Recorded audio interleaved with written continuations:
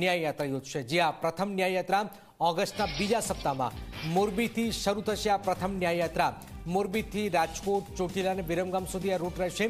મોરબી પુલ દુર્ઘટના, Rajkot game zone સહિતના પીડિતોને ન્યાય અપાવવાની આ માંગ છે। ન્યાય યાત્રામાં જોડાવા રાહુલ ગાંધીને પણ આમંત્રણ અપાશે। બીજા તબક્કામાં સુરતથી આ ન્યાય યાત્રા યોજવામાં આવશે।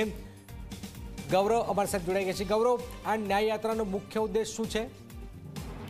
જનક વાત કરીએ તો જે રીતે રાજકોટમાં અગ્નિકાંડ થયો અને જે માસૂમ બાળકો ઉપરાંત જે સ્ટાફના લોકો હતા તેમને પોતાના જીવ ગુમાવ્યા, ઉપરાંત મોરબીમાં જે કરુણાંતિકા સર્જાઈ હતી, મોરબીનો ઝૂલતો પુલ હતો તે તૂટી પડ્યો હતો અને તેમાં પણ ઘણા લોકોએ પોતાના જીવ ગુમાવ્યા હતા। આ લોકો હજુ પણ ન્યાય માટે ઝંકી રહ્યા છે। તેમને જે માંગણી છે વળતરની એ મળી નથી, પૂરતો ન્યાય મળી નથી, જેને ધ્યાને લઈને કોંગ્રેસ દ્વારા ઓગસ્ટ મહિનાના બીજા વીકમાં એક ન્યાય યાત્રાની શરૂઆત કરવામાં આવશે।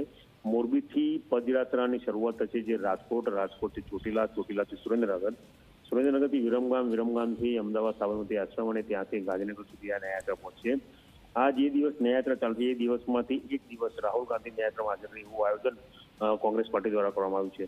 મહત્વનું છે કે રાજકોટ અને મોરબીના જે કરુણાંતિકાના પીડિતો છો તેમને સાથે રાખીને ન્યાયયાત્રા યોજાશે। બીજી ન્યાયયાત્રાનું પ્લાનિંગ કોંગ્રેસ કરી રહી છે, જે સુરતથી માંડીને વડોદરાથી માંડીને ગાંધીનગર સુધી જશે, કે જેમાં સુરત તક્ષશિલા કાંડ ઉપરાંત વડોદરા હરણીબોટ કાંડ છે તેના સ્વજનો સાથે ન્યાયયાત્રા કાઢવાનું આયોજન થઈ રહ્યું છે। જી બિલકુલ આભાર ગૌરવ। તો કોંગ્રેસ હાલમાં આ ન્યાય યાત્રા યોજવા જઈ રહી છે, જેમાં પહેલો જે રૂટ જે છે એ નક્કી કરાયો છે। ગુજરાતમાં